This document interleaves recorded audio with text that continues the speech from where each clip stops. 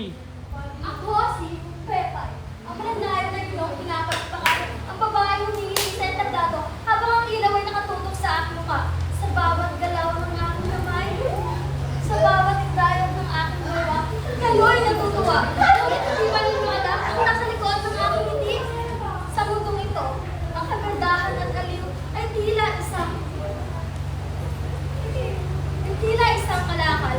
Ako ay hinahamaan. Oo, ngunit hanggang kailan? Ngunit hanggang saan? Hanggang sa matapos ng musika? Hanggang sa magsara ang kortina? Pagkatapos noon, ako ay isa na lamang babaeng pangkaraniwang.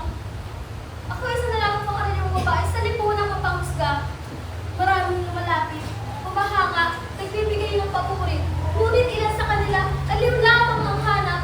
Hindi nila nakikita ang puso sa likod ng makukulay na kasuotan.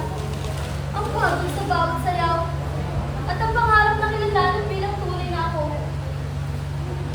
Kay Dalinong humanga, kay Dalino rin mahusga. Hindi niyo ba nakikita? Ngunit ito ang tandaan niyo, hindi niyo ako pag-aari. At habang tumutugtog ng musika, patuloy akong sasayaw. Kahit na mukha kong laruan na paikot-ikot.